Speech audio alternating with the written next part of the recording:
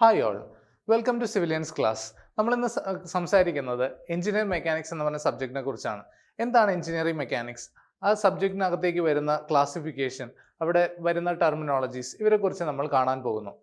Engineering mechanics പറയുന്നതിന് മുന്നേ നമ്മൾ അറിയേണ്ട ഒരു കാര്യമാണ് മെക്കാനിക്സ് എന്താണ്. എന്താണ് മെക്കാനിക്സ് എന്ന് പറഞ്ഞാൽ, mechanics is a branch of physical science that deals with bodies at rest and bodies in motion. റെസ്റ്റിലിരിക്കുന്ന ഒബ്ജക്റ്റിനെ കുറിച്ചും അതുപോലെ മോഷനിലിരിക്കുന്ന ഒരു ഒബ്ജക്റ്റിനെ കുറിച്ചും സ്റ്റഡി ചെയ്യുന്ന ഒരു വലിയ ബ്രാഞ്ചാണ് മെക്കാനിക്സ്. വാസ്റ്റ് ഏരിയ ആണ്. ക്ലാസിഫിക്കേഷനിലേക്ക് നമ്മൾ പോകുന്നു.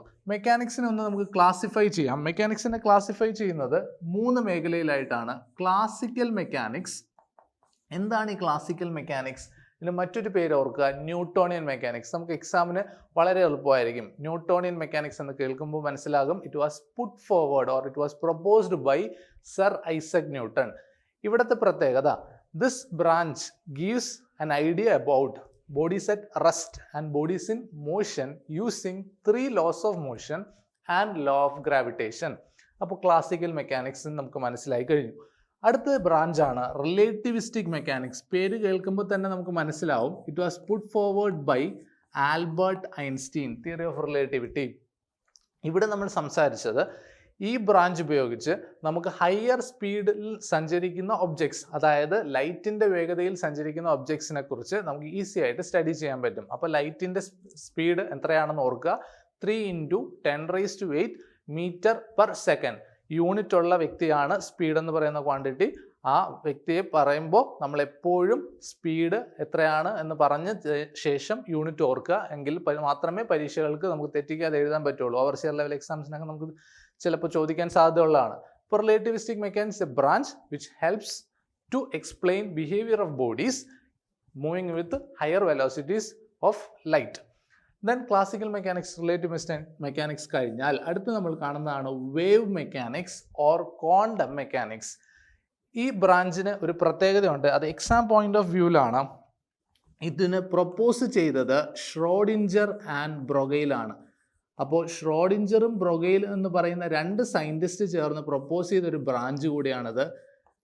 ഈ ബ്രാഞ്ചിൻ്റെ പ്രത്യേകത എന്താൽ വെച്ചാൽ, it's used to explain behavior of bodies while considering the interatomic distances.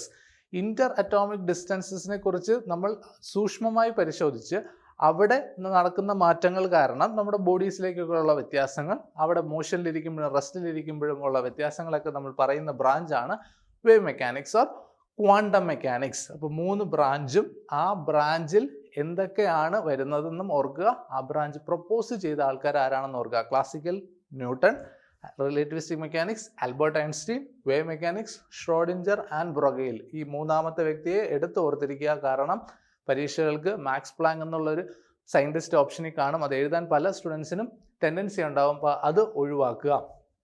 അപ്പോൾ നമ്മൾ ഈ മെക്കാനിക്സിലെ ലോസിനെ എല്ലാം എടുത്തു, ഈ ബ്രാഞ്ചസിലെ ലോസ് എല്ലാം എടുത്തു. ആ ലോസിനെ നമ്മൾ ഒരു റിയൽ പ്രോബ്ലം സോൾവ് ചെയ്യാൻ ഉപയോഗിക്കുന്നു. ഒരു എക്സാമ്പിൾ പറഞ്ഞു കഴിഞ്ഞാൽ, സപ്പോസ് ഒരു കാർ ഞാൻ പുള്ള് ചെയ്യാണ് അല്ലെങ്കിൽ പുഷ് ചെയ്യാണ്. അവിടെ ഞാൻ എന്ത് ചെയ്യണം? കുറച്ച് ഫോഴ്സ് അപ്ലൈ ചെയ്യണം. ആ ഫോഴ്സ് അപ്ലൈ ചെയ്താൽ മാത്രമേ അത് കാർ മുന്നോട്ട് പോവുള്ളൂ. എത്രമാത്രം ഫോഴ്സ് കൊടുക്കണം, എത്രമാത്രം ഫോഴ്സ് കൊടുക്കുമ്പോൾ അവിടെ എത്രമാത്രം ഫ്രിക്ഷൻ ഡെവലപ്പ് ചെയ്യും, ഇതെല്ലാം എനിക്ക് കാണണമെങ്കിൽ അവിടെ ഞാൻ ന്യൂട്ടൺസ് ലോസ് എല്ലാം അപ്ലൈ ചെയ്യണം. അപ്പോൾ എനിക്ക് അവിടെ സൊല്യൂഷൻ കിട്ടും, ഇത്രമാത്രം ഫോഴ്സ് കൊടുത്താൽ മതിയെന്ന്. അങ്ങനെ ഞാൻ ഒരു സൊല്യൂഷൻ കണ്ടെത്തി ഓഫ് എ റിയൽ പ്രോബ്ലം. അതാണ് എൻജിനീയറിംഗ് മെക്കാനിക്സ് എന്ന് പറയുന്ന ബ്രാഞ്ച്. അപ്പോൾ നമ്മൾ എൻജിനീയറിംഗ് മെക്കാനിക്സ് എന്ന ബ്രാഞ്ച് കണ്ടു. അങ്ങനെയാണെങ്കിൽ നമ്മൾ എൻജിനീയറിംഗ് മെക്കാനിക്സിനെ ഒന്ന് ക്ലാസിഫൈ ചെയ്യുന്നു. അവിടെ നമുക്ക് അറിയേണ്ട ഒരാളാണ് മെക്കാനിക്സ് ഓഫ് സോളിഡ്സ്. അപ്പോൾ engineering mechanics is classified into 2 category. First one is mechanics of solids. ഈ മെക്കാനിക്സ് ഓഫ് സോളിഡ്സിനകത്ത് വരുന്നത് നിങ്ങളുടെ സ്ട്രെങ്ത് ഓഫ് മെറ്റീരിയൽസ് അല്ല, you are applying the laws to solids. Solid എന്ന് പറഞ്ഞാൽ ഒരു ഡെഫിനറ്റ് സൈസ് ആൻഡ് ഷേപ്പ് ഉള്ള വസ്തു. Then other branch is mechanics for fluids. Mechanics of fluids, അതാണ് FM എന്ന് പറയുന്ന സബ്ജക്റ്റ്. അപ്പോൾ ഈ 2 മെയിൻ കാറ്റഗറി നമ്മൾ അറിയുന്നു. ഇനി നമ്മൾ നോക്കുക, solids can be a rigid body or deformable bodies. Okay, അപ്പോൾ എപ്പോഴും ഓർക്കുക, solid can be a deformable body or rigid body. Rigid ബോഡീസിൻ്റെ കുറിച്ചാണ് സ്റ്റഡി ചെയ്യുന്നതെങ്കിൽ അതിനെ നമ്മൾ വീണ്ടും റിജിഡ് ബോഡി മെക്കാനിക്സ് എന്ന് പറയും. ഡിഫോമബിൾ ബോഡി ആണെങ്കിൽ ഡിഫോമബിൾ ബോഡീസിനെ കുറിച്ച് സ്റ്റഡി ചെയ്യുന്ന ബ്രാഞ്ച് ആണെന്ന് പറയും. ഇനി നമ്മൾക്ക് ആവശ്യമായ ബ്രാഞ്ചിലേക്ക് കടക്കാം. That is rigid body mechanics. That rigid body mechanics has got two subdivisions, and that two subdivisions are known as statics and dynamics. അപ്പോൾ ഓർക്കുക, എന്താണ് സ്റ്റാറ്റിക്സും ഡൈനാമിക്സും എന്നും അത് ആരിൽ നിന്ന് വന്നു എന്ന് ഓർക്കുക. It's a branch of rigid body mechanics. അപ്പോൾ എന്താണ് കറക്റ്റായിട്ട് റിജിഡ് ബോഡി എന്ന് പറഞ്ഞാൽ ഓർക്കണം. It's a body which does not changes its size or shape. അത്രയും എല്ലാവർക്കും പെട്ടെന്ന് ഓർമ്മ വരും. Due to the application of external force. പുറമേ നിന്നുള്ളൊരു ഫോഴ്സ് കാരണം അതിൻ്റെ സൈസിനോ ഷേപ്പിനോ ചേഞ്ച് വന്നില്ല എങ്കിൽ ആ ബോഡിയെ വിളിച്ച പേരാണ് rigid body. Deformable body external force കാരണം അവിടെ സൈസിനും ഷേപ്പിനും ചേഞ്ച് വന്നാൽ അതാണ് ഡിഫോമബിൾ ബോഡി. അപ്പോൾ statics and dynamics is a head coming under rigid bodies. Rigid ബോഡീസിൽ വരുന്ന ഒരു വ്യക്തിയാണ് സ്റ്റാറ്റിക്സും അതുപോലെ മറ്റൊരാളാണ് ഡൈനാമിക്സും. ഇനി എന്താണ് statics? Statics is a branch that deals with bodies at rest. Common definition ആണ്, നമുക്ക് അത്രയും മാത്രം പോരാ. It's a branch that deals with forces and its effects on bodies at rest. Example പറഞ്ഞു, ഒരു ചെയർ എടുത്തിട്ടിരിക്കുകയാണ്, ആ ചെയറിലേക്ക് നമ്മൾ ഒരു 100 കിലോ കൊണ്ട് വെച്ചു. അപ്പോൾ അവിടെ വരുന്ന മാറ്റങ്ങൾ നമ്മൾ സ്റ്റഡി ചെയ്യുന്നു. അപ്പോൾ ചെയർ റെസ്റ്റിൽ തന്നെയാണ്, അതിലേക്ക് 100 കിലോ വെച്ചപ്പോൾ അവിടെ ചെയറിൻ്റെ ലെഗ്സിന് എന്തുണ്ടായി, കുറേ റിയാക്ഷൻസ് ഫോം ചെയ്തു. അവിടെ ചിലപ്പോൾ ഡീഫോർമേഷൻസ് വന്നിട്ടുണ്ടാവാം. പക്ഷെ അപ്പോൾ ഓർക്കുക, ഡീഫോർമേഷൻസ് വന്നു കഴിഞ്ഞാൽ ബ്രാഞ്ച് മാറും. അപ്പോൾ നമ്മൾ വീണ്ടും മനസ്സിലാക്കണം, നമ്മൾ ചെയർ എന്ന് പറഞ്ഞാൽ അതിനെ നമ്മൾ സ്റ്റാറ്റിക്സിൽ പറയുമ്പോൾ chair is A rigid body, അതിന് ഡീഫോർമേഷൻ ഇല്ല. അപ്പോൾ അവിടെ റിയാക്ഷൻസ് ഡെവലപ്പ് ചെയ്തു എന്ന് മാത്രമേ നമ്മൾ നോക്കേണ്ട കാര്യമുള്ളൂ. അപ്പോൾ ആ റിയാക്ഷൻസ് എങ്ങനെ ഡെവലപ്പ് ചെയ്തു, ആ ഓരോ ലെഗിലും എത്ര റിയാക്ഷൻസ് ആണ്, ഇത്തരം കാര്യങ്ങൾ പഠിക്കുന്നു. അതായത് നമ്മൾ അപ്ലൈ ചെയ്ത ഫോഴ്സും അവിടെ ഉണ്ടായ മാറ്റങ്ങളെയും സ്റ്റഡി ചെയ്യുന്നു. So it's a branch of rigid body mechanics that deals with forces and its effects on bodies at rest. റെസ്റ്റിലിരിക്കുന്ന ബോഡീസിനെ കുറിച്ചാണ് നമ്മൾ പറഞ്ഞത്. അതാണ് അവിടുത്തെ കീവേഡ്.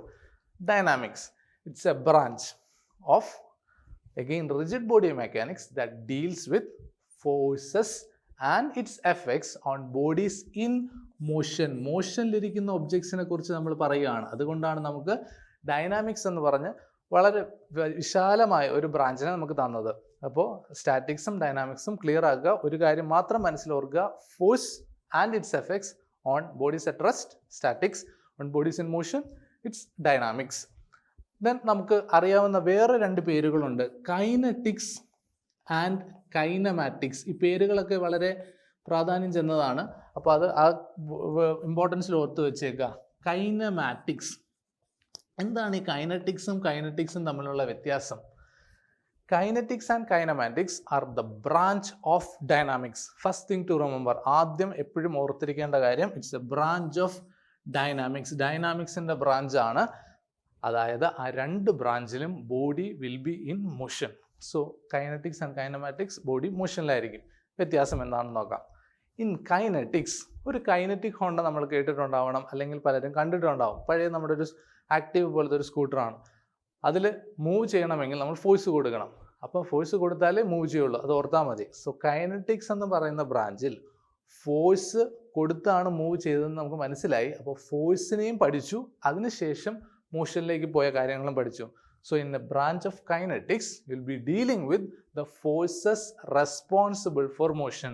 മോഷന് കാരണമായ ഫോഴ്സിനെ കുറിച്ച് പഠിക്കുന്ന ബ്രാഞ്ചും, പിന്നെ മോഷനിലിരിക്കുമ്പോൾ അതിന് പല മാറ്റങ്ങളും സംഭവിക്കും, അതും കൂടെ പഠിക്കും. അതാണ് kinetics. Again remember it, body deform ചെയ്യില്ല, because it a sub branch of rigid body mechanics. Then kinematics. What is kinematics?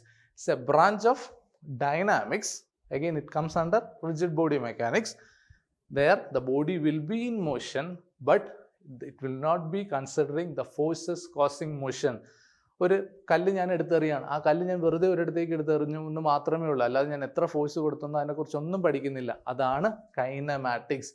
എന്നാൽ ഞാൻ കൈനറ്റിക്സ് എന്ന് പറയുമ്പോൾ ഞാൻ ഒരിടത്തേക്ക് എയിം ചെയ്ത് എറിയുമ്പോൾ ആ എയിം ചെയ്തെടുത്ത് എത്തണമെങ്കിൽ ഞാൻ പ്രീ പ്ലാൻഡ് ആയിരിക്കണം, എത്രമാത്രം ഫോഴ്സ് കൊടുത്താൽ അവിടെ എത്തും. അല്ലെങ്കിൽ ബൈ പ്രാക്ടീസ് ഞാൻ അത് അറിഞ്ഞിരിക്കണം, എങ്കിലേ എനിക്ക് കറക്റ്റ് അതേ ഫോഴ്സ് കൊടുക്കാൻ പറ്റുള്ളൂ. അപ്പോൾ ഞാൻ ബോധവാനാണ് എത്രമാത്രം ഫോഴ്സ് അവിടെ മോഷന് വേണം എന്ന് ഞാൻ നേരത്തെ പ്രീ പ്ലാൻഡ് ആയിട്ട് അറിഞ്ഞിട്ടുണ്ട്. അപ്പോൾ കൈനറ്റിക്സ് എന്ന് പറയുന്ന ബ്രാഞ്ചാകും. മോഷനിലേക്ക് പോകാൻ കാരണമായ ഫോഴ്സിനെ പഠിച്ചാൽ കൈനറ്റിക്സ്, പഠിച്ചില്ല എങ്കിൽ കൈനമാറ്റിക്സ്. അപ്പോൾ ഓർക്കുക, ഈ പരീക്ഷയ്ക്കാണെങ്കിലും ഓവർസിയർ പരീക്ഷയ്ക്കാണെങ്കിലും നമുക്ക് ആവശ്യമുള്ള, എപ്പോഴും ചോദിക്കാൻ സാധ്യത കൂടുതലും ചോദിച്ച് കണ്ടിട്ടുള്ള ഒരു മേഖലയാണത് statics. It's a branch which deals with bodies at rest, but you will be dealing with the forces also. Dynamics എന്ന് പറഞ്ഞാൽ bodies in motion. Kinematics മോഷനിലിരിക്കുന്ന ബോഡീസിന് മോഷനിലേക്ക് പോകാൻ കാരണമായ ഫോഴ്സിനെ കുറിച്ച് പഠിക്കുന്നു. കൈനമാറ്റിക്സ് നമ്മൾ മോഷനിലേക്ക് പോകാൻ കാരണമായ ഫോഴ്സിനെ കുറിച്ച് പഠിച്ചില്ല. ഇനി നമ്മൾ കാണുന്നത് നമുക്ക് വളരെ ആവശ്യമുള്ള ഒരു ആളാണ് നമ്മുടെ പ്രിൻസിപ്പിൾസ് ഓഫ് മെക്കാനിക്സ്, അതായത് ക്ലാസിക്കൽ മെക്കാനിക്സിൻ്റെ നിസ്സാരമായ ഒരു 6 പ്രിൻസിപ്പിൾസ് കാണണം. ഈ 6 പ്രിൻസിപ്പിൾസ് കൊണ്ട് നമ്മൾ ആ മെക്കാനിക്സിനകത്തുള്ള എല്ലാ മേഖലയിലേക്കും കടന്നു ചെല്ലാൻ പറ്റും, അല്ലെങ്കിൽ എല്ലാ പ്രോബ്ലവും സോൾവ് ചെയ്യാൻ പറ്റും. So now the next one is 6 fundamental principles of mechanics. ആ 6 പ്രിൻസിപ്പിൾസ് ഏതാണെന്ന് നമുക്ക് കാണാം. First one, Newton's first law. എപ്പോഴും നമുക്ക് വേണ്ട ഒരു വലിയൊരു ഘടകങ്ങളിൽ ഒന്നാണ് ന്യൂട്ടൺസ് ഫസ്റ്റ് ലോ. എന്താണ് ഈ ന്യൂട്ടൺസ് ഫസ്റ്റ് ലോ? എല്ലാവർക്കും അറിയാവുന്ന കാര്യമാണ്. Every body continues to be in a state of rest or uniform motion. വാക്കുകൾ ശ്രദ്ധിക്കുക. either at rest or in uniform motion until acted upon by an unbalanced external force or external unbalanced force. റസ്റ്റിലിരിക്കുന്ന object റസ്റ്റിൽ തന്നെ ഇരിക്കും. Uniform മോഷനിലിരിക്കുന്ന object uniform മോഷനിൽ തന്നെ ഇരിക്കും. എപ്പോൾ വരെ? എക്സ്റ്റേണലി അൺബാലൻസ്ഡ് ഫോഴ്സ് അതിൽ ആക്ട് ചെയ്യുന്നത് വരെ. അപ്പോൾ നമുക്ക് മനസ്സിലായി, ദർ ആർ 2 കേസസ്. അതും ഒരേ സ്റ്റേറ്റ്മെൻറ്റിൽ പറഞ്ഞു, at rest and in uniform motion. ഇവിടെ 2 സ്ഥലത്തും the net force or the resultant force is 0. That means the body is in equilibrium. അതാണ് ഫസ്റ്റ് ലോയിൽ നിന്ന് നമുക്ക് മനസ്സിലായ കുറച്ച് കാര്യങ്ങൾ. അപ്പോൾ ഇക്വിലിബ്രിയത്തിൻ്റെ കൺസെപ്റ്റ് ഏത് ലോയിൽ നിന്ന് എടുത്തു എന്ന് ചോദിച്ചാൽ it is taken from Newton's first law. പക്ഷേ ന്യൂട്ടൺ ഫസ്റ്റ് ലോ ഡിഫൈൻ ചെയ്തത് ആര് എന്ന് ചോദിച്ചാൽ അവിടെ വ്യത്യാസമുണ്ട്. It has defined the term inertia. Inertia എന്ന് പറയുന്ന ടേം ആണ് ഫസ്റ്റ് ലോ ഡിഫൈൻ ചെയ്തത്. പക്ഷേ ഇക്വിലിബ്രിയം എന്ന് പറഞ്ഞ കൺസെപ്റ്റ് നമുക്ക് തന്നത് ഫസ്റ്റ് ലോ ആണ്. അപ്പോൾ എന്താണ് uniform motion? Uniform motion is a motion where speed is constant and it has a direction. Speed constant ആണ്, അല്ലെങ്കിൽ ആക്സിലറേഷൻ 0 ആണ്. അതായത് വെലോസിറ്റി മാത്രമേ ഉള്ളൂ. സെയിം സ്പീഡ് ഇൻ 1 ഡയറക്ഷൻ, അതല്ലേ വെലോസിറ്റി എന്ന് പറയുക. അപ്പോൾ ഓർക്കുക, this comes in the head of Newton's first law. അപ്പോൾ ഫസ്റ്റ് ലോ നമുക്ക് മനസ്സിലായി. നമ്മൾ രണ്ടാമത്തെ പ്രിൻസിപ്പിളിനെ കാണുന്നു. 6 പേരുണ്ട്. അതിൽ രണ്ടാമത്തെ വ്യക്തി ന്യൂട്ടൺസ് സെക്കൻഡ് ലോ. വളരെ ഇമ്പോർട്ടൻ്റ് ആയിട്ടുള്ളൊരു ലോ ആണ്. പലർക്കും കൺഫ്യൂഷൻസ് വരുന്ന ലോ ആണ്. ഈ ലോ കേൾക്കുമ്പോൾ തന്നെ നമ്മുടെ മനസ്സിൽ വരുന്ന ഒരു എക്സ്പ്രഷനാണ് F is equal to M A. അപ്പോൾ നമ്മൾ ആദ്യം പറയും Newton's second law is equal to force equal to mass into acceleration. ഒരിക്കലും പറയരുത്, അത് തെറ്റാണ്. ന്യൂട്ടൺസിൻ്റെ സെക്കൻഡ് ലോ പറഞ്ഞു തന്നത് അവിടെ നമ്മൾ പലരും കണ്ടിട്ടുണ്ടാവും ഒരു റിലേഷൻ. ഞാനൊന്ന് എഴുതാം. D P by D T is proportional to force. ഇപ്പോൾ മനസ്സിൽ ഓർമ്മ വന്നിട്ടുണ്ടാവും. Rate of change in linear momentum. വാക്ക് ഓർക്കുക, rate of change of linear momentum is directly proportional to the force applied. Apply ചെയ്ത ഫോഴ്സിന് തുല്യമായിരിക്കും അല്ലെങ്കിൽ പ്രൊപ്പോർഷണലായിരിക്കും ചേഞ്ച് ഇൻ ലീനിയർ മൊമെൻറ്റം. തീർന്നില്ല. And the change takes place in the direction of applied force. ഞാൻ ഒരു ഡയറക്ഷനിലേക്ക് അപ്ലൈ ചെയ്യുകയാണ് ഫോഴ്സ് എങ്കിൽ ആ ഡയറക്ഷനിലേക്ക് തന്നെ ഉണ്ടായ ലീനിയർ മൊമെൻറ്റത്തിൻ്റെ rate of change will be proportional. That's known as Newton's second law. So statement ഒന്നുകൂടെ പറയാം. Statement is the rate of change of linear momentum is directly proportional to the force applied and the change takes place in the direction of force. ഇതിൽ നിന്ന് നമുക്ക് കിട്ടിയ എക്സ്പ്രഷനാണ് F is equal to mass into acceleration. That is product of mass and acceleration. അപ്പോൾ ഒരു കാര്യം ഓർക്കുക. അപ്പോൾ നമുക്ക് ഫസ്റ്റ് ലോയിൽ ഡിഫൈൻ ചെയ്ത ടേം ഇനർഷ്യ എന്തായിരിക്കും സെക്കൻഡ് ലോയിൽ ഡിഫൈൻ ചെയ്തത്? Second law has defined the term known as linear momentum. പല സ്റ്റുഡൻസിനും കൺഫ്യൂഷൻ വരുന്ന ഒരു ഏരിയ ആണ്. ന്യൂട്ടൺ സെക്കൻഡ് ലോ ഡിഫൈൻ ചെയ്തത് ലീനിയർ മൊമെൻറ്റം. ആ ലീനിയർ മൊമെൻറ്റം എന്നുള്ള വാക്കാണ് അവിടെ ഡിഫൈൻ ചെയ്തത്. What's linear momentum? It's a product of mass and linear velocity. It's a product of mass and linear velocity. നമുക്ക് ഫോഴ്സിനെ നമുക്ക് വേറൊരു എൻറ്റിറ്റി ആയിട്ട് തന്നെ കാണാം. നമ്മൾ അടുത്ത പ്രിൻസിപ്പിളിലേക്ക് എടുക്കുന്നു. The third principle is Newton's third law. ഇവിടെ തേർഡ് ലോയിൽ എല്ലാവർക്കും അറിയാവുന്ന വളരെ സിമ്പിൾ ആയിട്ടുള്ള ഡെഫിനിഷനാണ്. Every action has an equal and opposite reaction. അവിടെ എന്താ സംഭവിക്കുന്നത്? ഒരു ആക്ഷൻ കൊടുക്കുമ്പോൾ അവിടെ ഈക്വൽ ആൻഡ് ഓപ്പോസിറ്റ് റിയാക്ഷൻ തിരിച്ചു കിട്ടുന്നു. ഇനി ഇത് എങ്ങനെ നമുക്ക് പഠിച്ചു വെക്കാം, അല്ലെങ്കിൽ പരീക്ഷയ്ക്ക് എന്ത് ചോദിക്കും? ഇവിടെ ഡിഫൈൻ ചെയ്ത ടേം ആരാണെന്ന് ചോദിക്കാം. The defined term is reaction. Reaction എന്ന് പറയുന്ന ഒരു കൺസെപ്റ്റിനെ പരിചയപ്പെടുത്തി തന്നതാണ് ന്യൂട്ടൺസ് തേർഡ് ലോ. ഒരു എക്സാമ്പിൾ പറയേണ്ട കാര്യമേ ഇല്ല, എല്ലാവരുടെയും ഡെയിലി ലൈഫിൽ നടക്കുന്ന കാര്യമാണ്. നമ്മൾ നടന്നു പോകുമ്പോൾ നമ്മൾ എന്താ ചെയ്യുന്നത്? നമ്മുടെ ഫുട്ട് കൊണ്ട്, കാൽപാദം കൊണ്ട് തറയിലേക്ക് ഒരു ഫോഴ്സ് എക്സേർട്ട് ചെയ്യുന്നു. അപ്പോൾ നമ്മൾ തറയിൽ തള്ളുന്നു, തറ നമുക്ക് തിരിച്ചൊരു റിയാക്ഷൻ തരുന്നു. അതുകൊണ്ടാണ് ഞാൻ മുന്നോട്ട് പോകുന്നത്. ഇതേ കാര്യം തന്നെയാണ് ഒരു സ്വിമ്മ് ചെയ്യുമ്പോഴും ഫോഴ്സ് വെള്ളത്തിലേക്ക് കൊടുക്കുന്നു, വെള്ളം അയാളെ മുന്നോട്ട് പുഷ് ചെയ്ത് വിടുന്നു.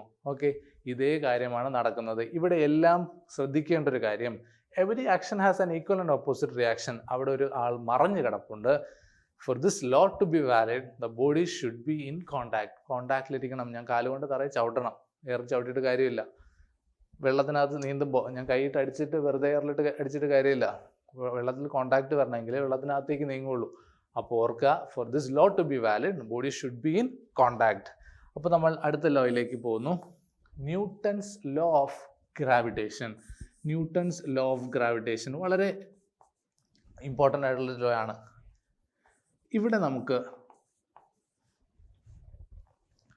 ഈ ലോയിൽ നമുക്ക് ആവശ്യമുള്ളത് 2 മാസസിനെ എടുക്കുക. ഒരു മാസ് സ്മോൾ എം, ഒരു ബിഗർ മാസ് ക്യാപിറ്റൽ എം. ഈ മാസ് എവിടെയുള്ളതാണ് എന്ന് ആദ്യം ഓർക്കുക. ഭൂമിയിലുള്ളതാണോ, ചന്ദ്രനിലുള്ളതാണോ, വീനസിലുള്ളതാണോ, എവിടെയുള്ളതാണെന്ന് ഓർക്കുക. This masses can be anywhere in the universe. That means this law is universal law. ഇത് ഏതൊരു പാർട്ടിക്കിൾ അല്ലെങ്കിൽ ഏതൊരു മാസ് യൂണിവേഴ്സിൽ എവിടെ ഇരുന്നാലും നമുക്ക് ഈ ലോ പറയാൻ പറ്റും.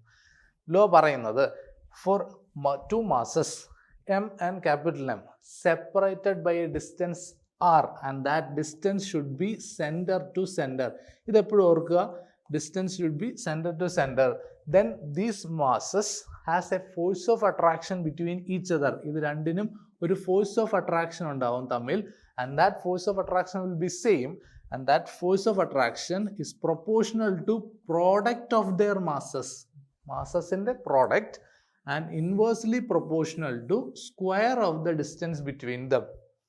ഇവിടെ നമ്മൾ അറിയേണ്ട കാര്യം, that proportionality sign is changed by introducing a constant known as universal gravitational constant. അപ്പോൾ ഇതാണ് നമ്മുടെ ലോ. നമ്മുടെ PSCക്ക് ലോ ആയിട്ട് ചോദിച്ചിട്ടില്ല, പക്ഷേ ഗ്രാവിറ്റേഷണൽ കോൺസ്റ്റന്റിന്റെ വാല്യൂ ചോദിച്ചിട്ടുണ്ട്. അതുപോലെ തന്നെ സപ്പോസ് 2 മാസം ഉണ്ട്, ആ മാസിന്റെ വാല്യൂ ഡബിൾ ചെയ്താൽ ഫോഴ്സിന് എന്ത് പറ്റും? ഡബിൾ ചെയ്ത് കഴിഞ്ഞാൽ നിങ്ങൾക്ക് കാണാം, ന്യൂമറേറ്ററിലാണ് 2 മാസം, രണ്ടിനും ഡബിൾ ചെയ്യുന്നതെന്ന് പറഞ്ഞാൽ ന്യൂമറേറ്ററിൽ 4 എന്ന് പറയുന്ന വാല്യൂ വരും. അതായത് ഫോഴ്സസ് എന്ത് ചെയ്യും? 4 ഇരട്ടി ആകും. അപ്പോൾ ഡിസ്റ്റൻസ് പകുതിയായാൽ r² എന്ന് പറയുന്നത് r/2 ദ ഹോൾ സ്ക്വയർ ആവും. അഗെയിൻ 1/4 താഴെ വരും, ആ 4 മുകളിൽ പോകുമ്പോൾ ഡിസ്റ്റൻസ് പകുതിയായാലും 4 ഇരട്ടിയായിട്ട് മാറും. അപ്പോൾ ഈ കാര്യങ്ങൾ നമുക്ക് അറിഞ്ഞിരിക്കണം. അപ്പോൾ ഞാൻ ഓർക്കുക, ദ യൂണിവേഴ്സൽ ഗ്രാവിറ്റേഷണൽ കോൺസ്റ്റന്റ് ഉണ്ട്, has A value and unit. ഓർക്കുക, വാല്യൂ ഉണ്ട്, യൂണിറ്റും ഉണ്ട്. എന്തായിരിക്കും ആ value? The value of universal gravitational constant is 6.67 into 10⁻⁻11. ഇത്രയും മാത്രമാണ് പല സ്റ്റുഡൻസും പഠിക്കുക. പക്ഷേ ഇത് യൂണിറ്റ് ഉള്ളതായതുകൊണ്ട് ഏത് യൂണിറ്റ് ആണെന്ന് അറിയണം. SI സിസ്റ്റം ആണെന്ന് ഓർത്താലും മതി. അപ്പോൾ ഫോഴ്സിന്റെ യൂണിറ്റ് എന്താണെന്ന് എഴുതുക, ന്യൂട്ടൺ. ജിയുടെ യൂണിറ്റ് ആണ് എഴുതുന്നത്, r². അപ്പോൾ മീറ്റർ സ്ക്വയറിലായിരിക്കും. എന്ന് നമ്മൾ മൾട്ടിപ്ലൈ ചെയ്യണം, കാരണം ജി റൈറ്റ് ഹാൻഡ് സൈഡിലാണ് കിടക്കുന്നത്, ഇതിന് മുകളിലേക്ക് കൊണ്ടുവന്നു. അപ്പോൾ metre square per kilogram square. അപ്പോൾ 6.67 into 10⁻⁻11 newton metre square per kilogram square. Option ശ്രദ്ധിക്കുക, SI സിസ്റ്റത്തിലല്ല യൂണിറ്റ് കിടക്കുന്നതെങ്കിൽ പ്രോപ്പർ കൺവേർഷൻസ് യൂസ് ചെയ്താൽ മാത്രമേ നമുക്ക് ഈ വാല്യൂ മാറ്റാൻ പറ്റുള്ളൂ. ഓക്കെ, അപ്പോൾ ഈ കാര്യങ്ങൾ ഇത്രയും വ്യക്തമായെന്ന് വിശ്വസിക്കുന്നു. 4 കാര്യങ്ങളാണ് പറഞ്ഞത്. ഫസ്റ്റ് ലോ ഇനർഷ്യയെ പറഞ്ഞു, സെക്കൻഡ് ലോ ഫോഴ്സിനെ കുറിച്ചാണ് പറഞ്ഞു തുടങ്ങിയതെങ്കിൽ പോലും നമുക്ക് ഡിഫൈൻ ചെയ്ത ടേം ലീനിയർ മൊമെൻറ്റമാണ്. തേർഡ് ലോ റിയാക്ഷനെ കുറിച്ച് പറഞ്ഞു. Fourth one was Newton's law of gravitation. നമ്മൾ അഞ്ചാമത്തെ വ്യക്തിയെ കാണുന്നു, പ്രിൻസിപ്പിൾ ഓഫ് ട്രാൻസ്മിസിബിലിറ്റി. എന്താണ് ഈ ട്രാൻസ്മിസിബിലിറ്റി? ഈ ട്രാൻസ്മിസിബിലിറ്റി എന്ന് പറഞ്ഞാൽ നമ്മളെപ്പോഴും പറയുന്നുണ്ട് ഇത് റിജിഡ് ബോഡി മെക്കാനിക്സ് ആണെന്ന്. ഒരു ഒബ്ജക്റ്റ് എടുക്കുന്നു, എക്സാമ്പിൾ നിങ്ങളൊരു കാറിനെ സങ്കല്പിക്കുക. ആ കാറിനെ ഞാൻ കെട്ടി വലിക്കുകയാണ്. കാറും റിജിഡ് ആയിരിക്കണം, ഞാൻ കെട്ടി വലിക്കാൻ ഉപയോഗിക്കുന്ന റോപ്പും റിജിഡ് ആയിരിക്കണം. ആണെങ്കിൽ മാത്രമേ ഈ പ്രിൻസിപ്പിൾ അപ്ലൈ ചെയ്യാൻ പറ്റുള്ളൂ. അപ്പോൾ ഒരു കാർ ആണെന്ന് അസ്യൂം ചെയ്യുക. ഓക്കെ, ഞാൻ ഫോഴ്സ് കൊടുത്തു. ഈ ഫോഴ്സിൻ്റെ ലൈൻ ഓഫ് ആക്ഷനാണ് ഈ നിങ്ങൾ കാണുന്നത്. അതായത് ആ ഫോഴ്സ് ആക്ട് ചെയ്യുന്ന line, the force can be change A long line of action.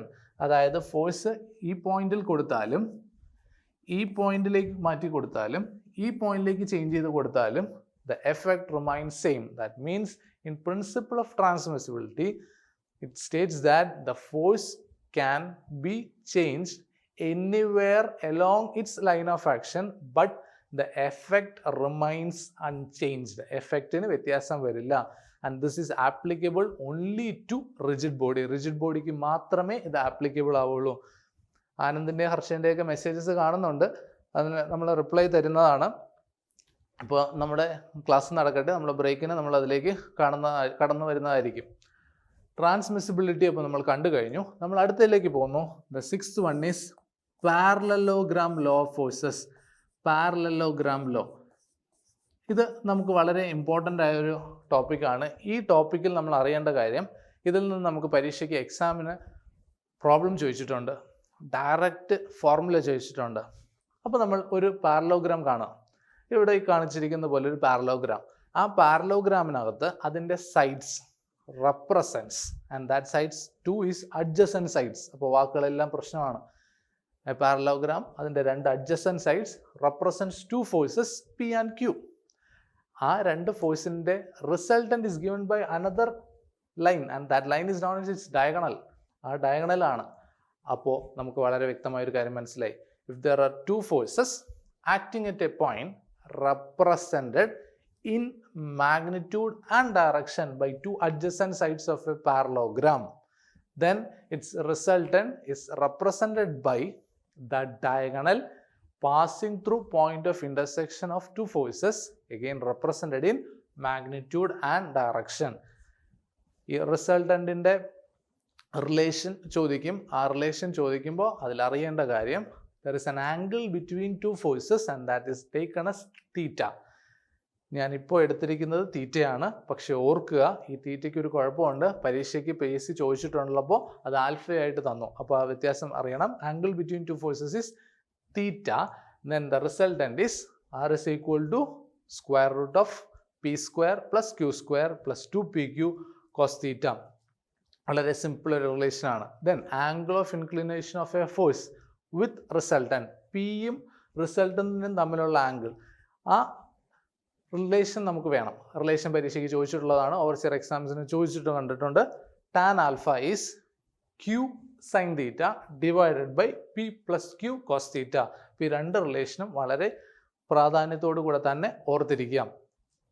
ഇനി നമുക്ക് വേണ്ടതാണ് റിസൾട്ടൻ്റ് മാക്സിമം ആകുമ്പോൾ ഇവിടെ ആംഗിളിന് എന്തെങ്കിലും പ്രത്യേകത ഉണ്ടോ? റിസൾട്ടൻ്റ് മാക്സിമം ആകുമ്പോൾ angle should be 0 degree. That means which angle? Angle between forces. അവിടെ ഓർക്കുക, ആ 0 ഡിഗ്രി ആകുമ്പോൾ both forces will act in same direction. നിങ്ങൾക്ക് വളരെ വ്യക്തമായി കാണാം, 0 ഡിഗ്രി ആയപ്പോൾ ഒരേ ഡയറക്ഷനിൽ തന്നെ ആക്ട് ചെയ്തു. അപ്പോൾ നമ്മൾ മനസ്സിലാക്കേണ്ട ഒരു കാര്യം, the forces will have maximum resultant when they are acting in same direction and that means again it has same line of action. അങ്ങനെയാണെങ്കിൽ they are collinear system. Then the maximum resultant എന്താവും? P plus Q. Then മിനിമത്തിൻ്റെ case what is theta എന്ന് നമ്മൾ അറിയണം. പെട്ടെന്ന് നമ്മുടെ മനസ്സിൽ എന്ത് വരും? 90 ഡിഗ്രി അല്ല, it is 180 degree. that means one force is in one direction, the other force is in opposite direction. അപ്പോൾ നമുക്ക് മനസ്സിലായി വളരെ കൃത്യമായി. മാക്സിമം ആണെങ്കിൽ സെയിം ഡയറക്ഷൻ തീറ്റ 0 ആയിരിക്കും, റിസൾട്ടൻ്റ് മാക്സിമം ആയിരിക്കും. ഇനി മിനിമം കേസിൽ വരുമ്പോൾ റിസൾട്ടൻ്റ് എന്താവണം? മിനിമം ആവണമെങ്കിൽ ഫോഴ്സസ് ഓപ്പോസിറ്റ് ഡയറക്ഷനിലാവണം. അങ്ങനെയാണെങ്കിൽ തീറ്റ വിൽ ബി 180 ഡിഗ്രി. ദെൻ നമ്മൾ അറിയണം, നമ്മുടെ പരീക്ഷയ്ക്ക് ചോദിച്ചിട്ടുള്ള ഒരു ചോദ്യമാണ്, നമുക്കൊന്ന് കാണാം. The maximum resultant is 3 kN and the minimum resultant is 1 kN. Then what is the magnitude of forces? അങ്ങനെയാണെങ്കിൽ ജസ്റ്റ് എന്ത് ഇട്ടാൽ മതി? P plus Q equal to 3 and P minus Q equal to 1 simultaneously solve ചെയ്താൽ മതി. എന്ത് ചെയ്യും? നമുക്ക് കിട്ടും. അപ്പോൾ നമ്മൾ ഇത്രയും നേരം പറഞ്ഞുകൊണ്ടിരുന്ന കാര്യങ്ങളൊന്ന് റിവൈൻഡ് ചെയ്യുന്നു. നമ്മൾ പറഞ്ഞത് മെക്കാനിക്സ് എന്താണെന്ന്, മെക്കാനിക്സിൻ്റെ ബ്രാഞ്ചസ് ഏതൊക്കെയാണെന്ന് നമ്മൾ പറഞ്ഞു. ആ ബ്രാഞ്ചസിനകത്ത് ക്ലാസിക്കൽ മെക്കാനിക്സ് ന്യൂട്ടൺ പ്രപ്പോസ് ചെയ്തു, റിലേറ്റിവിസ്റ്റിക് മെക്കാനിക്സ് ഐൻസ്റ്റീൻ പ്രപ്പോസ് ചെയ്തു, quantum mechanics or wave mechanics Schrodinger and ബ്രൊഗയിലാണ് പ്രപ്പോസ് ചെയ്തത്. ദെൻ അതിനുശേഷം നമ്മൾ സ്റ്റാറ്റിക്സും ഡൈനാമിക്സും ആണ് കണ്ടത്. അത് മാത്രം നമുക്ക് ആവശ്യം മതി എക്സാംസിന്. അതാണ് നമ്മുടെ റിജിഡ് ബോഡി മെക്കാനിക്സിനകത്ത് വന്നത്. അതിനുശേഷം നമ്മൾ കണ്ടതാണ് നമ്മുടെ കൈനറ്റിക്സും കൈനമാറ്റിക്സും, അത് ഡൈനാമിക്സ് എന്ന് പറയുന്ന ബ്രാഞ്ചിൽ വന്നതാണ്. അതിനുശേഷം നമ്മൾ 6 ഫണ്ടമെൻ്റൽ പ്രിൻസിപ്പിൾസ് കണ്ടു. ഫസ്റ്റ് ലോ ഇനർഷ്യ പറഞ്ഞു തന്നു ന്യൂട്ടണിൻ്റെ, രണ്ടാമത്തെ ലോ ലീനിയർ മൊമെൻറ്റം ഡിഫൈൻ ചെയ്തു, മൂന്നാമത്തെ ലോ റിയാക്ഷൻ ഡിഫൈൻ ചെയ്തു, നാലാമത് നമ്മൾ ലോ ഓഫ് ഗ്രാവിറ്റേഷൻ കണ്ടു, യൂണിവേഴ്സൽ ലോ ആണ്, ഗ്രാവിറ്റേഷണൽ കോൺസ്റ്റൻറ്റും കണ്ടു, അഞ്ചാമത് നമ്മൾ പ്രിൻസിപ്പിൾ ഓഫ് ട്രാൻസ്മിസിബിലിറ്റി കണ്ടു, ആറാമത് നമ്മൾ പാരലോഗ്രാം ലോ ഓഫ് ഫോഴ്സസും കണ്ടു. ഇനി ഒരു കാര്യം ഓർക്കുക, നമ്മൾ ഹിൻഡ് ചെയ്തതാണ്, മറന്നു പോകരുത്. Equilibrium concept was taken from Newton's first law. ഇതാണ് നമ്മൾ ഇത്രയും നേരം കണ്ടു കഴിഞ്ഞതും. അപ്പോൾ ഇനി നമുക്ക് ഇതിൽ ആവശ്യമായിട്ടുള്ള പ്രോബ്ലമാറ്റിക് ആയിട്ട് വരുന്ന area parallelogram law of forces തന്നെയാണ്.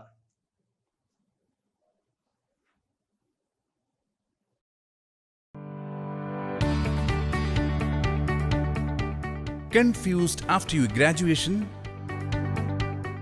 What next? Here are many options for you.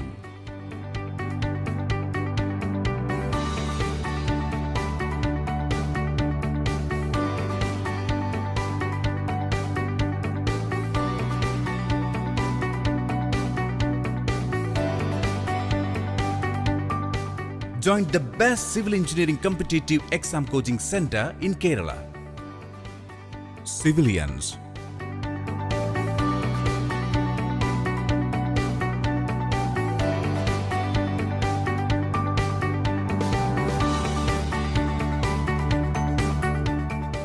Our state-of-art facility with air-conditioned classrooms and best-in-class faculty will surely help you in achieving your dream civil engineering job.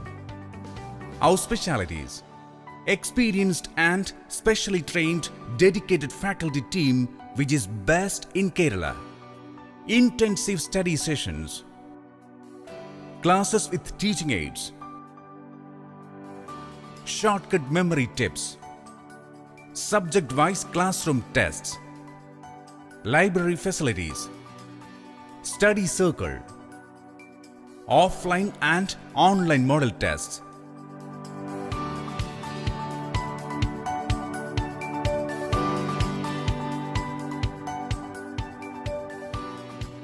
Our flexibility of online or offline classes will help you to choose learning anywhere, anytime.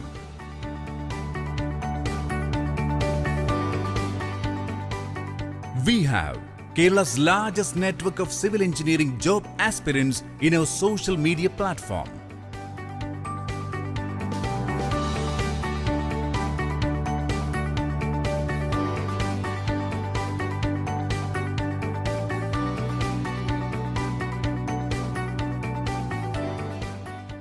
Why waiting?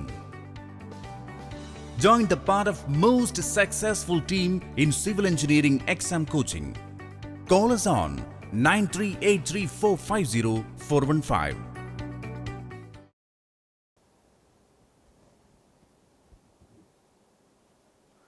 അടുത്ത നമ്മൾ കാണുന്നത് force എന്ന് പറയുന്ന ഒരു important ആയിട്ടുള്ള ഒരു വ്യക്തിയാണ്. ഈ ഫോഴ്സ് PSC പരീക്ഷയ്ക്ക് വളരെ ഇമ്പോർട്ടൻ്റ് ആയി നമ്മൾ ഓർത്തിരിക്കണം. കാരണം പല ആവർത്തി ചോദിച്ച ആളാണ്. എന്താണ് നമുക്ക് തുടക്കത്തിൽ നിന്ന് പഠിക്കാം. ഫോഴ്സ് എന്താണ്? ഫോഴ്സ് എന്ന് പറഞ്ഞാൽ it's a thing that can cause change in state. That means റെസ്റ്റിലിരിക്കുന്ന ഒബ്ജക്റ്റിനെ മാറ്റി മോഷനിലേക്ക് തള്ളിവിടാം. റെസ്റ്റിലിരിക്കുന്ന ഒരു വസ്തു ഞാൻ പിടിച്ചിട്ട് തള്ളു കൊടുക്കുന്നു, അത് മോഷനിലേക്ക് പോകുന്നു. മോഷനിലിരിക്കുന്ന വസ്തുവിനെ ഞാൻ പിടിച്ചു നിർത്താൻ ശ്രമിക്കുകയാണ്, അപ്പോഴും ഞാൻ അപ്ലൈ ചെയ്യേണ്ടത് ഫോഴ്സാണ്. അപ്പോൾ force can cause change in state of rest or change in state of motion. Then force can balance a system of forces. കുറേ സിസ്റ്റം ഉണ്ട്, അതായത് ഒരു കയറൊക്കെ കൂടെ വെച്ച് നമ്മൾ കെട്ടി ഒരു കല്ല് തൂക്കിയിട്ടേക്കുന്നു, അത് പക്ഷേ ആടിക്കൊണ്ടിരിക്കുകയാണ്. ആ അടം നിർത്താൻ വേണ്ടി ഞാൻ വേറൊരു ഫോഴ്സ് അപ്ലൈ ചെയ്യണം. That means you can apply a force to balance a system. Then force can cause change in size or shape. ഒരു ബോൾ എടുത്ത് ഞാൻ പ്രസ് ചെയ്യുന്നു, അപ്പോൾ ഞാൻ അപ്ലൈ ചെയ്യുന്ന ഫോഴ്സാണ് അവിടെ എന്ത് സംഭവിക്കുന്നു, സൈസ് ഓർ ഷേപ്പിന് ചേഞ്ച് വരുന്നു. ദെൻ ഞാൻ ചെന്നിട്ട് ഒരു പൂട്ട് തുറക്കാൻ പോവുകയാണ്. പൂട്ട് തുറക്കണമെങ്കിൽ ഞാൻ കപ്പിളാണ് അപ്ലൈ ചെയ്യുന്നത്, പക്ഷേ അവിടെ എന്ത് വേണം, ഫോഴ്സ് കൊടുത്താലേ അതിന് ലിവർ ആമൊക്കെ വന്ന് അല്ലെങ്കിൽ ആം ഓഫ് കപ്പിളൊക്കെ വന്ന് എന്താവുള്ളൂ, കപ്പിളായിട്ട് മാറുള്ളൂ. അവിടെയും ഇനിഷ്യലി നമ്മൾ അവിടെ വരുന്നത് അല്ലെങ്കിൽ അപ്ലൈ ചെയ്യുന്നത് ഫോഴ്സ് തന്നെയാണ്. It can turn or rotate. Then അടുത്ത് സ്ട്രെസ് ഓർ സ്ട്രെയിൻ ഉണ്ടാക്കാൻ പറ്റും. സ്ട്രെസ്സും ഉണ്ടാക്കാം അല്ലെങ്കിൽ സ്ട്രെയിനും ഉണ്ടാക്കാം. ആർക്ക്? Force. So force is a thing that can cause various activities. അപ്പോൾ ഫോഴ്സിനെ നമുക്ക് മനസ്സിലായി, അത് മനസ്സിലാക്കി വെച്ചിരിക്കുക. ഫോഴ്സ് ഒരു വെക്റ്റർ ആണോ സ്കെയിലർ ആണോ എന്ന് ഓർക്കുക. It is a vector quantity. അപ്പോൾ ഫോഴ്സ് എപ്പോഴും ഓർക്കുക, ഇറ്റ്സ് എ വെക്റ്റർ ക്വാണ്ടിറ്റി. ഈ വെക്റ്റർ ക്വാണ്ടിറ്റി ആകുമ്പോൾ ഇറ്റ് നീഡ്സ് ഡയറക്ഷൻ. അതാണ് നമ്മൾ ആദ്യം മനസ്സിലോർക്കേണ്ടത്. ഡയറക്ഷൻ വേണം. മാഗ്നിറ്റ്യൂഡൊക്കെ ഉള്ള കാര്യം നമുക്ക് പറയാം. ഡയറക്ഷൻ വേണം. ഇനി ഫോഴ്സിൻ്റെ ഡയമെൻഷണൽ ഇക്വേഷൻ കാണാം. അതിന് നമുക്കൊരു എക്സ്പ്രഷൻ ആവശ്യമാണ്. ഫോഴ്സിൻ്റെ എക്സ്പ്രഷൻ മാസ് ഇൻറ്റു ആക്സിലറേഷൻ. അങ്ങനെയാണെങ്കിൽ dimensional equation M L T raise to -2. Okay, പരീക്ഷയ്ക്ക് ചോദിച്ചാൽ തെറ്റിക്കരുത്. M L T raise to -2. നമുക്ക് കാര്യം മനസ്സിലായി. പക്ഷെ നമ്മുടെ ആവശ്യം ഫോഴ്സ് എന്ന് പറയുമ്പോൾ അതിനെ കംപ്ലീറ്റ്ലി ഡിഫൈൻ ചെയ്യണമെങ്കിൽ മാഗ്നിറ്റ്യൂഡും ഡയറക്ഷനും പോരാ. സപ്പോസ് ഞാനൊരു ഒബ്ജക്റ്റ് കൺസിഡർ ചെയ്യുന്നു, ആ ഒബ്ജക്റ്റിലേക്ക് ഞാൻ ഒരു ഫോഴ്സ് അപ്ലൈ ചെയ്തു. ആ അപ്ലൈ ചെയ്ത point has an importance. That means you have to specify point of application. Then you have to specify line of action. Line of action എങ്ങനെയാണ് എന്ന് സ്പെസിഫൈ ചെയ്യണം. 2. Third one, you have to specify direction. Okay, അതായത് ഈ വരയാണ് line of action. ആരോ കൂടെ ഇട്ടാലേ അത് direction ആവുള്ളൂ. കാരണം ആരോ തിരിച്ചു വിടാം, എങ്കിൽ ഡയറക്ഷൻ ഓപ്പോസിറ്റ് ആവും. So point of application, line of action, and then third one is direction. Then fourth one, you need to specify where the point has been subjected to a push or a pull. Push ആണോ ചെയ്തത്, pull ആണോ ചെയ്തതെന്ന് അറിയണം. That means ഒരു compression ആണോ അതോ tension ആണോ കൊടുത്തതെന്ന് അറിയണം. 4 കാര്യങ്ങൾ. Fifth one, you have to specify magnitude. അപ്പോൾ 5 കാര്യങ്ങൾ വേണം. First one point of application, second one line of action, third one direction, fourth one pull or push and that's known a sense, fifth one magnitude. അപ്പോൾ 50 എന്നായി. Magnitude നമ്മളെപ്പോഴും unit കൂടെ ചേർത്തേ പറയുള്ളൂ, കാരണം ഏതൊരു ഡയമെൻഷൻ ഉള്ള വ്യക്തി ആയതുകൊണ്ട് അവിടെ എന്തായാലും യൂണിറ്റ് വേണം. സോ അപ്പോൾ ഇത്രയും കാര്യങ്ങൾ ചേർന്നാലേ ഫോഴ്സിനെ കംപ്ലീറ്റ്ലി റെപ്രസെൻറ്റ് ചെയ്യാൻ പറ്റുള്ളൂ. ദെൻ നമ്മൾ വേരിയസ് സിസ്റ്റത്തിലേക്ക് പോകുന്നു, അവിടുത്തെ യൂണിറ്റ്സിനെ കാണുന്നു. ഇതാണ് PSC പരീക്ഷ ആവർത്തിച്ച് ചോദിച്ചിട്ടുള്ളത്. അതിൽ first one in FPS system. എന്താണ് ഈ FPS സിസ്റ്റത്തിലുള്ളത്? FPS സിസ്റ്റത്തിനകത്ത് നമ്മൾ കാണുന്നത് ഫുട്ട് പൗണ്ട് സെക്കൻഡ് സിസ്റ്റമാണ്. Force equal to mass into acceleration. Unit is poundal. Okay, spelling ഒക്കെ ഓർത്തിരിക്കണം, കാരണം അവസാനം PSC പരീക്ഷയ്ക്ക് ചെന്നിട്ട് ആളെ മാറി കുത്തരുത്. പൗണ്ടാൽ, ബ്രാക്കറ്റിനകത്ത് നമുക്ക് അതിൻ്റെ ഷോർട്ട് ഫോം എഴുതാം PDL. PDF അല്ലാന്ന് ഓർക്കണേ, PDL. പൗണ്ടാൽ, ഡിഫൈൻ പൗണ്ടാൽ, അതാണ് നമ്മൾ ആദ്യം അറിയേണ്ടത്. 1 poundal is defined as it is the force required to produce an acceleration of 1 feet per second square in a mass of 1 pound. Okay, mass into acceleration തന്നെ. അതിൽ നമ്മൾ എല്ലാത്തിനും 1 ഇട്ട് കൊടുത്തു. അപ്പോൾ 1 പൗണ്ടാൽ is defined as the force required to produce an acceleration of 1 feet per second square on a mass of 1 pound. FPS system, unit is poundal. Then the second one is CGS system. അപ്പോൾ നമ്മൾ CGS സിസ്റ്റത്തിൽ എന്താണെന്ന് ഓർക്കുക. In CGS system the unit is dyne and the symbol is DYN. Spelling DYNE. ഇത് കാണുമ്പോൾ ചിലപ്പോൾ അവസാനം നിങ്ങൾ എന്ത് ചെയ്യും, DYNE DYNE ഇല്ല, DYNE ഉള്ളൂ, ടൈപ്പിംഗ് മിസ്റ്റേക്ക് ആണെന്ന് കരുതും. അല്ല, DYN is the symbol. Define 1 dyne. ഇദ്ദേഹത്തെ എക്സ്പ്രഷൻ നോക്കിക്കോ. 1 dyne, 1 പൗണ്ടല്ല എഴുതിയതുപോലെ. മാസ് സി ജി എസ് സിസ്റ്റത്തിലാണ് മാസിനെ നമ്മൾ gram, 1 gram. Acceleration C G S സിസ്റ്റത്തിൽ 1 cm/s². വളരെ നിസ്സാരമായി നമ്മൾ പഠിച്ചു. It's a force required to produce an acceleration of 1 cm/s² on a mass of 1 gram. ഈ രണ്ട് കാര്യങ്ങൾ നമ്മൾ പഠിച്ചു കഴിഞ്ഞപ്പോൾ രണ്ട് സിസ്റ്റം കംപ്ലീറ്റ് ആയി. നമ്മൾ ഇനി രണ്ട് സിസ്റ്റം കൂടി ബാക്കിയുണ്ട്. അതിൽ നമ്മൾ കാണുന്നത് MK സിസ്റ്റം. ഇവിടെ അറിയേണ്ട ഒരു കാര്യം, നമ്മൾ SI സിസ്റ്റം കൂടെ കമ്പയർ ചെയ്യാൻ എടുക്കുന്നു. MK സിസ്റ്റത്തിനകത്ത് ഫോഴ്സിൻ്റെ unit kilogram force, KGF or kilogram weight. SI സിസ്റ്റത്തിൽ ഫോഴ്സിൻ്റെ unit newton. Define 1 kilogram force എഴുതുകയാണ്. 1 kilogram ഫോഴ്സ് ഈക്വൽ ടു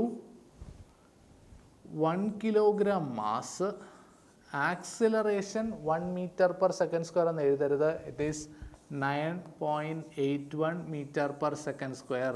ചിലർക്ക് ഒരു ബുദ്ധിമുട്ടുണ്ടാവും കേട്ടുകൊണ്ടിരിക്കുമ്പോൾ എന്തോ എഴുതിയേക്കുന്നതെന്ന്. സിമ്പിളായിട്ട് പറയാം. 1 kilogram force is the force acting on A body of mass 1 kg when it is placed in Earth's gravitational field. എർത്തിൻ്റെ ഗ്രാവിറ്റേഷണൽ ഫീൽഡിൽ 1 kilogram മാസ് ഇരിക്കുകയാണെങ്കിൽ ആ മാസിൽ എക്സ്പീരിയൻസ് ചെയ്യുന്ന ഫോഴ്സിനെ വിളിച്ച പേരാണ് 1 kilogram ഫോഴ്സ്. വളരെ ഈസി ആയിട്ട് ഓർത്തിരിക്കുക. സോ നമുക്ക് 1 ന്യൂട്ടനെ കൂടെ കാണാം. 1 newton is 1 kilogram മാസിന് 1 meter/s² acceleration കൊടുക്കണം. അപ്പോൾ ആവശ്യമായ ഫോഴ്സാണ് 1 ന്യൂട്ടൺ.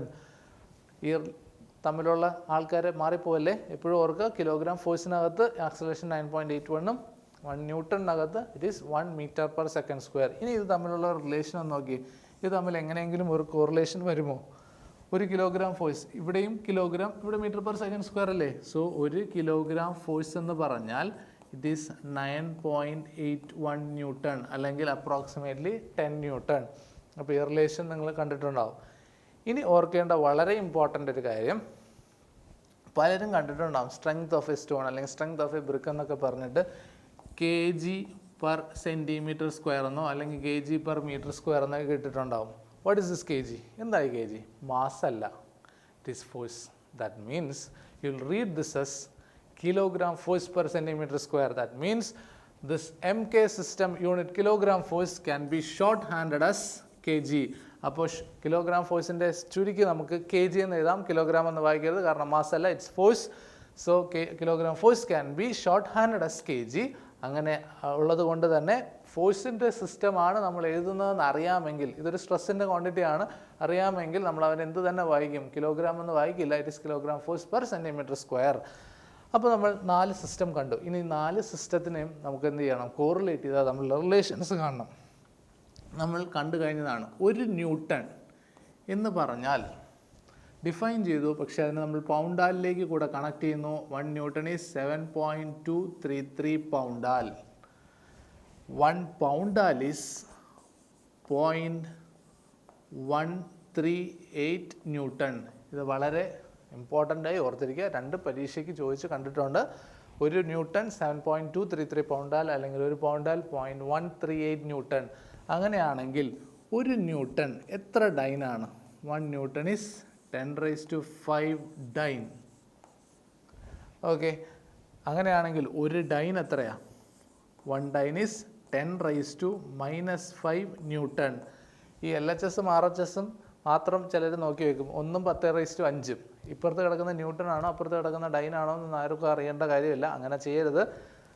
യൂണിറ്റ് മൊത്തത്തിൽ തന്നെ പഠിക്കുക. 1 ന്യൂട്ടൺ ഈക്വൽ ടു 10⁵5 ഡൈൻ. ഇത് നമുക്ക് വളരെ ഈസി ആയിട്ട് പഠിക്കാം. ഇനി നമ്മൾ കണ്ടു കഴിഞ്ഞാണ് 1 കിലോഗ്രാം ഫോഴ്സ് 9.8 ന്യൂട്ടൺ ആണെന്ന്. അങ്ങനെയാണെങ്കിൽ നമുക്ക് അതിനെ ഡൈനിലേക്ക് മാറ്റാൻ എന്ത് ചെയ്താൽ മതി? It is 9.81 × 10⁵5 dine. ഓക്കെ, അപ്പോൾ ഇത്തരം കാര്യങ്ങൾ നിങ്ങൾ വളരെ വ്യക്തമായി മനസ്സിലാക്കി വെച്ചിരിക്കണം ഫോഴ്സിനെ കുറിച്ച്. അപ്പോൾ ഫോഴ്സിനെ നമ്മൾ പറഞ്ഞു, ഫോഴ്സിന് എന്തൊക്കെ മാറ്റങ്ങൾ കൊണ്ടുവരാം. അതൊരു വെക്റ്റർ ക്വാണ്ടിറ്റിയാണ്. അതിന് എക്സ്പ്രഷനുണ്ട്, മാസ് ഇൻറ്റു ആക്സിലറേഷൻ. അതിന് ആവശ്യമായ 5 പേരാണുള്ളത്. പോയിന്റ് ഓഫ് ആപ്ലിക്കേഷൻ, ഓർഡറിൽ ഓർക്കുക. പോയിന്റ് ഓഫ് ആപ്ലിക്കേഷൻ എവിടെ കൊടുക്കുന്നു? ലൈൻ ഓഫ് ആക്ഷൻ, ആ ലൈൻ ഡയറക്ഷൻ എങ്ങോട്ടാണ് കൊടുക്കുന്നത്? 4th വൺ അത് ടെൻഷനിലാണോ കംപ്രഷനിലാണോ, അതായത് പുള്ളാണോ പുഷാണോ എന്ന്. Fifth one magnitude. ദെൻ നമ്മൾ പീരീഡ് സിസ്റ്റത്തിൽ യൂണിറ്റ്സ് കണ്ടു, അത് തമ്മിലുള്ള relation. FPA system poundal, CJ system dyne, MK system kilogram force can be represented as kg, and fourth one is Newton, and that Newton can be shorthanded as N, capital N. Then relations, ഈ റിലേഷൻസും വളരെ വ്യക്തമായി മനസ്സിലോർക്കുക. Then നമ്മൾ ഇനി കാണുന്നത് വളരെ നിസ്സാരമായ രണ്ട് ടോപ്പിക്കാണ്. ആ രണ്ട് പേരുകളാണ് conservative force and non conservative force. അപ്പോൾ നമുക്ക് എന്താണെന്ന് നോക്കാം. എന്താണ് ഈ കൺസർവേറ്റീവ് ഫോഴ്സ്? കൺസർവേറ്റീവ് ഫോഴ്സ് എന്ന് പറഞ്ഞാൽ ഒരു ഒബ്ജക്റ്റിനെ ഞാൻ ഒരു പാത്തിലൂടെ കൊണ്ട് വേറൊരു പോയിന്റിൽ കൊണ്ടെത്തിച്ചു. ഞാൻ ഈ ഒബ്ജക്റ്റിനെ തന്നെ വേറൊരു പാത്തിലൂടെ എടുത്ത് അതേ പൊസിഷനിൽ തിരിച്ച് വീണ്ടും കൊണ്ടുവന്ന് വെച്ചു. അപ്പോൾ രണ്ട് പൊസിഷൻസ് ഉണ്ട്. ആ രണ്ട് പൊസിഷൻസിലേക്കും ഞാൻ ഫോക്കസ് ചെയ്തു. അതിൽ ഫസ്റ്റ് പൊസിഷനിൽ നിന്ന് രണ്ടാമത്തെ പൊസിഷനിലെത്താൻ ഞാൻ രണ്ട് പാത്ത് സെലക്ട് ചെയ്തെടുത്തു, കൊണ്ടുപോയി. This work done while moving this object is independent of path, and that force is known as conservative force. അപ്പോൾ പാത്ത് ഇൻഡിപെൻഡൻ്റ് ആയ ഫോഴ്സിനെ വിളിച്ച പേരാണ് conservative force. All central forces are conservative force. എല്ലാ central ഫോഴ്സസും conservative force ആണ്. എന്താ central force? Central forces are those forces which acts from centre to centre. Electrostatic force നല്ല എക്സാമ്പിളാണ്. Gravitational force, spring force, magnetic force, ഇതെല്ലാം centre to സെൻറ്ററിലാണ് attraction.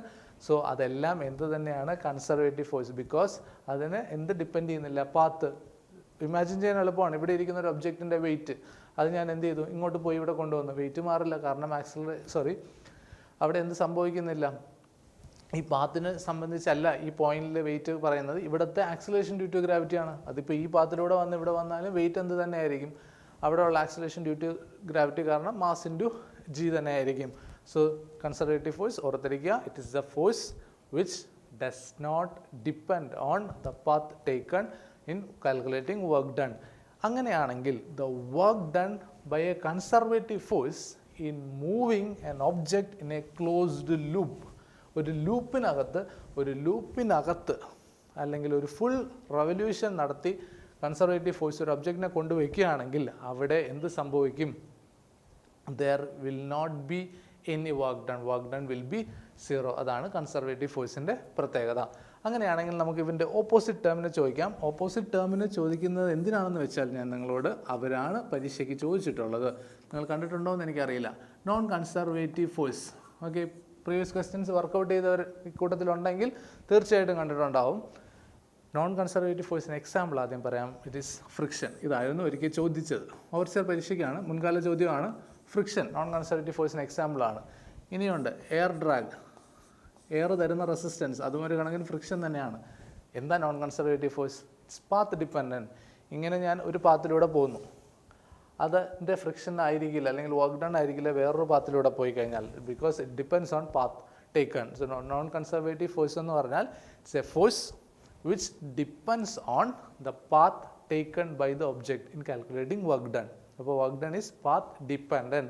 അങ്ങനെയാണെങ്കിൽ work done in moving a body in a closed loop will not be zero ആയിരിക്കില്ല. അപ്പോൾ conservative ഫോഴ്സും അതിൻ്റെ എക്സാമ്പിൾസായ സെൻട്രൽ ഫോഴ്സസും നോൺ കൺസർവേറ്റീവ് ഫോഴ്സും അതിൻ്റെ എക്സാമ്പിളായ ഫ്രിക്ഷനും എയർ ഡ്രാഗും എല്ലാം ഓർക്കുക. It's a odd one out ആയിട്ടും ചോദിച്ചിട്ടുണ്ട്. Which one of the following represents conservative force, which one of the following is not a non conservative force? അങ്ങനത്തെ കാര്യങ്ങളെല്ലാം ഈസിയായി ചോദിക്കാം.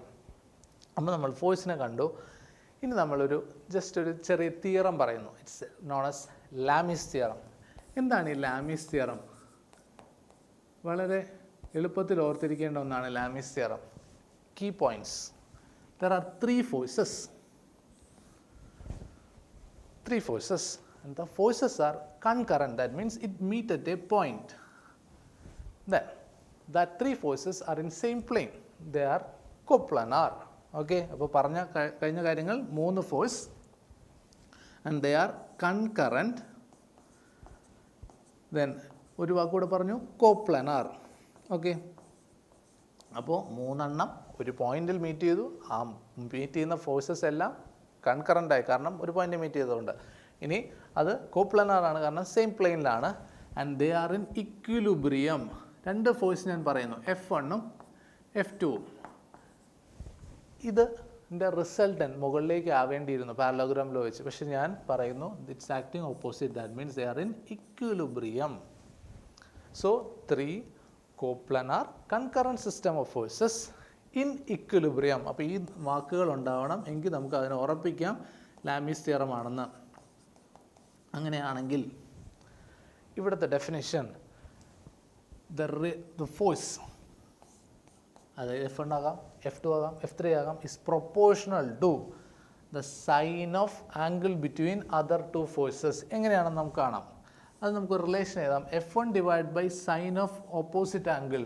ഓപ്പോസിറ്റ് ആംഗിൾ ആൽഫ ആണെങ്കിൽ sine alpha is equal to F2 by F2 opposite angle is beta, sine beta.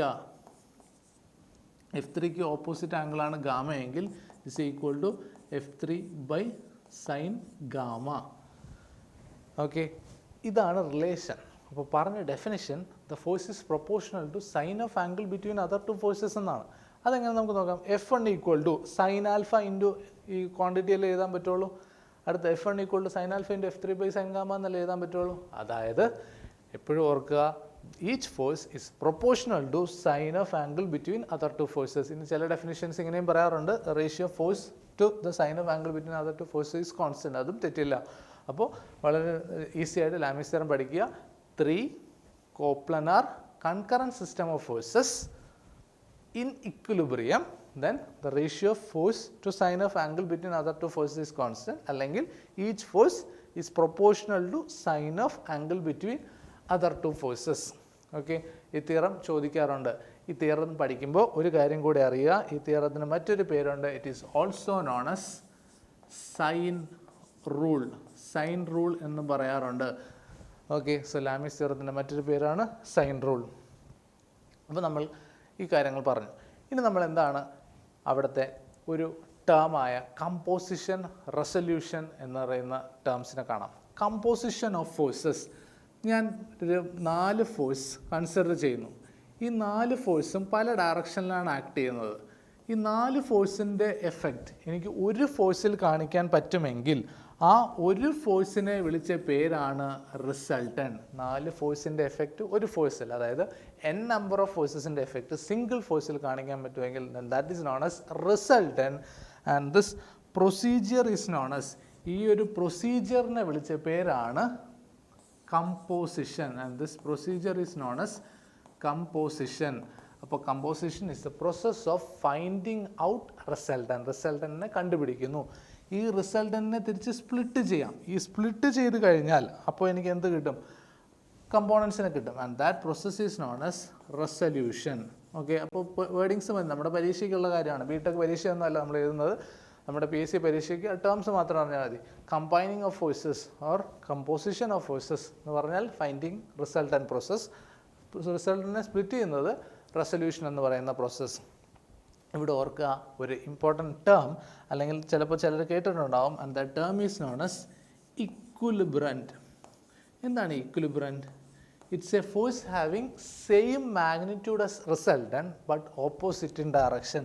അപ്പോൾ equilibrant എന്ന് പറഞ്ഞാൽ ഒരു resultant ഉണ്ടെങ്കിൽ അതിന് തുല്യമായിരിക്കും മാഗ്നിറ്റ്യൂഡ്, പക്ഷേ ഓപ്പോസിറ്റ് ഇൻ ഡയറക്ഷൻ ആയിരിക്കും.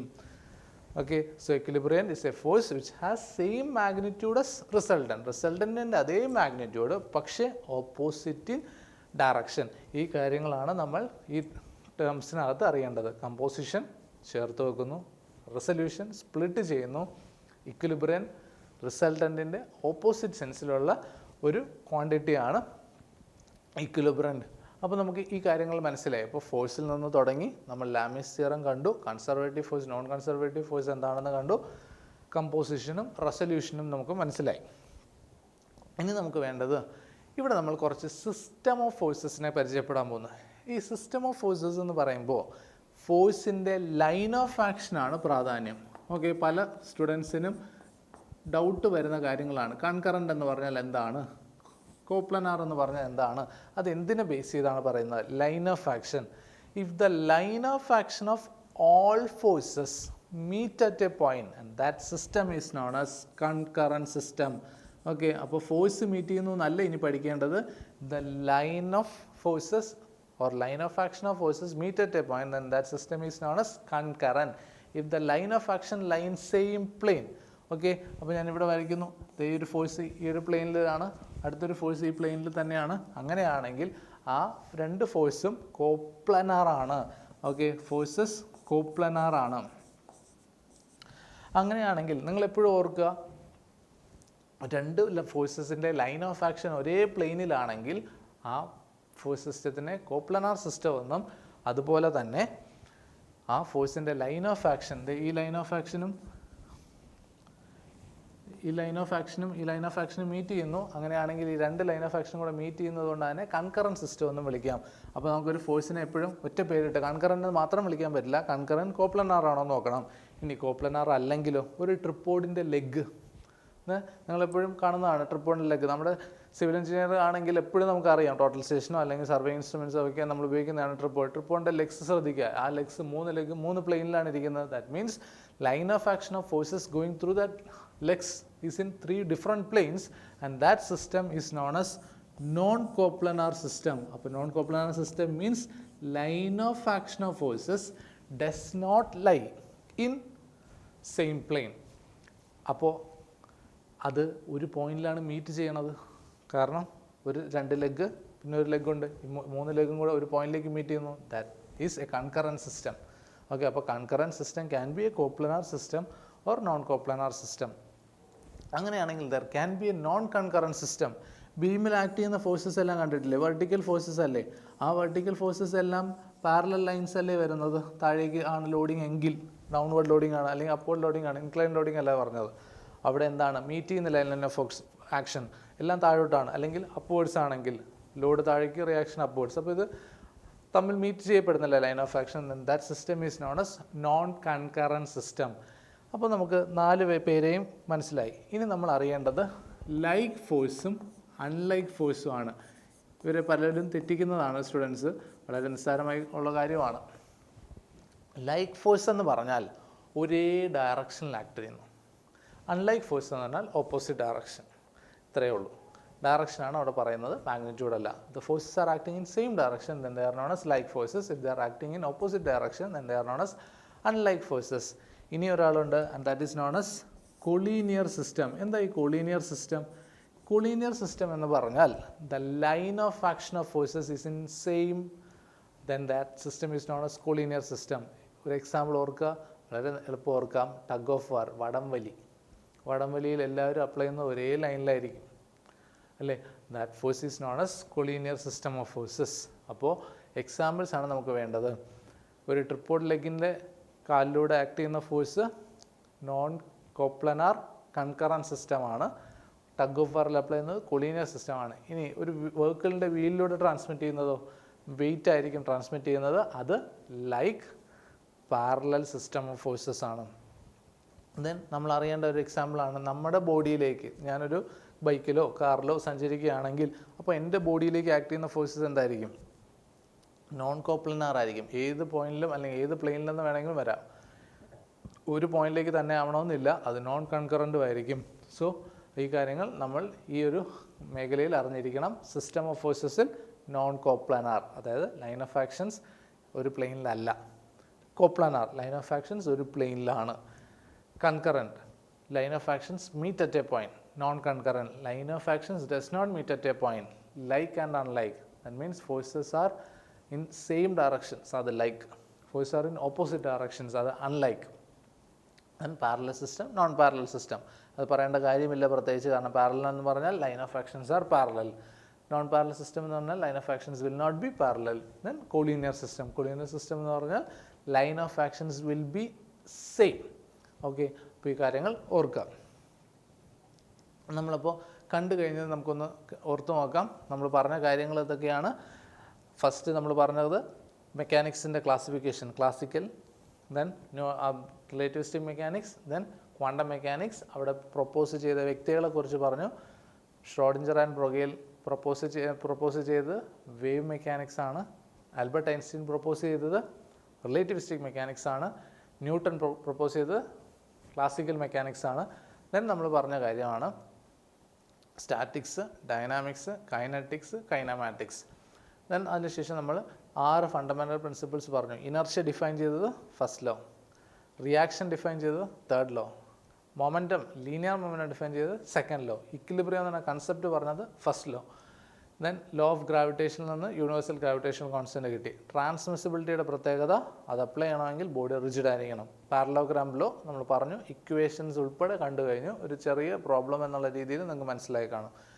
ദെൻ അതിനുശേഷം നമ്മൾ പറഞ്ഞ കാര്യമാണ് ഫോഴ്സ്. ഫോഴ്സിൻ്റെ unit F P S system poundal, in C G system dyne, in M K system kilogram force, in S I system newton. അതിനുശേഷം നമ്മൾ കണ്ട കാര്യമാണ് കമ്പോസിഷൻ, റെസൊല്യൂഷൻ, റിസൾട്ടൻ, ഇക്വിലിബ്രിയം. അപ്പോൾ ഒപ്പം നമ്മൾ conservative force, non conservative force എന്നതും കണ്ടു കഴിഞ്ഞു. ഇനി നമ്മൾ കാണേണ്ടതാണ് ഫോഴ്സ് എന്ന് പറയുന്ന ഒരു ക്വാണ്ടിറ്റി കഴിഞ്ഞാൽ നമുക്ക് ആവശ്യമുള്ള ഒരാളാണ് മൊമെൻറ്റ്. അപ്പോൾ നമ്മുടെ മൊമെൻറ്റ് എന്താണ്? മൊമെൻറ്റ് എന്ന് പറഞ്ഞാൽ ഒരു rotational capacity of a force ആണ് മൊമെൻറ്റ്.